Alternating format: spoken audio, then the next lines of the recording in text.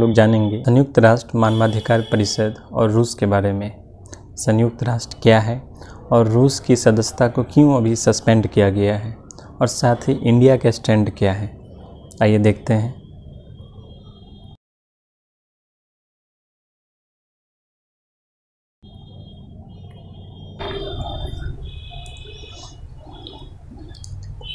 संयुक्त राष्ट्र के बहुत सारे दायित्वों में से एक दायित्व मानवाधिकारों की रक्षा करना है, और इसके लिए 2006 में संयुक्त राष्ट्र ने संयुक्त राष्ट्र मानवाधिकार परिषद की स्थापना की।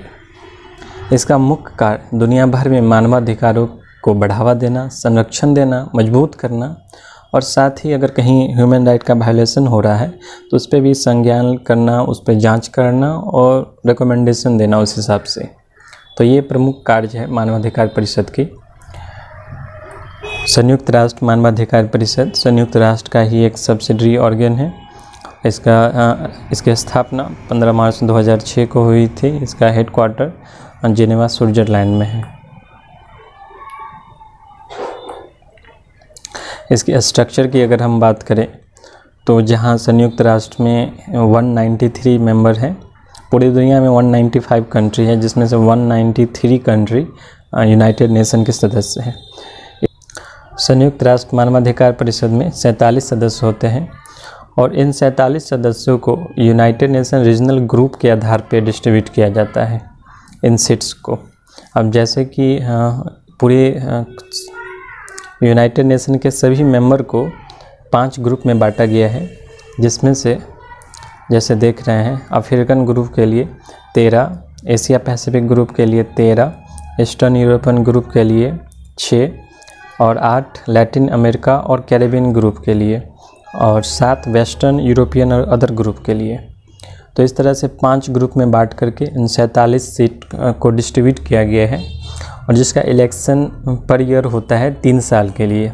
और कोई भी कंट्री अगर इलेक्ट होता है तो लगातार 2 टर्म से ज़्यादा नहीं बने रह सकता है। लगातार 2 टर्म से ज़्यादा वो इलेक्ट नहीं हो सकता है।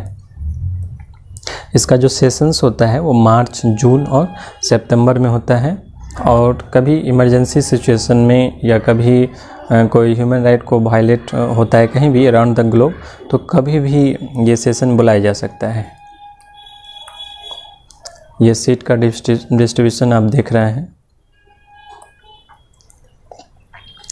करेंटली अभी जो सिचुएशन है वो एशिया पैसिफिक स्टेट्स में जिन 13 सीट्स है उसमें इंडिया, पाकिस्तान, चाइना, नेपाल ये सभी आते हैं। और यहाँ देख रहे हैं कि रसिया का मेंबरशिप सस्पेंड हो गया है।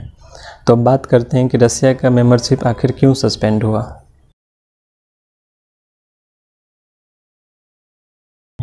तो जैसा कि हम लोग जानते हैं कि अभी यूक्रेन के साथ रूस का युद्ध चल रहा है, और जो यूक्रेन ने एक एलिगेशन लगाया कि बुचा में 300 लोगों की नृशंस हत्या की है रूसी सैनिकों द्वारा, और इसी आधार पे यूक्रेन के रिप्रेजेंटेटिव ने संयुक्त राष्ट्र में इस मुद्दे को उठाया और उसके मेंबरशिप को सस्पेंड करने के लिए एक प्रस्ताव लाया, जिसमें वोटिंग हुई, और फेवर में 93 कंट्री जिनके फेवर में रहे, 24 अगेंस्ट में इस प्रस्ताव करे, जिसमें चाइना भी सम्मिलित है, और 58 कंट्री जो है इससे दूर रहे, जिसमें इंडिया सम्मिलित है। इंडिया ने अपना स्टैंड दिया।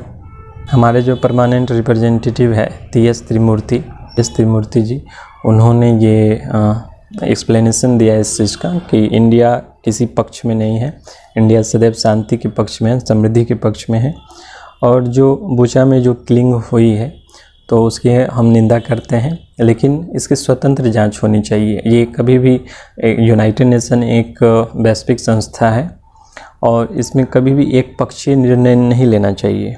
जैसा कि कोई एलिगेशन आ रहा है तो उसकी निष्पक्ष जांच होनी चाहिए, उसके बाद ही किसी डिसीजन पे पहुंचा जाए। तो इस तरह से इंडिया ने अपना स्टैंड लिया है।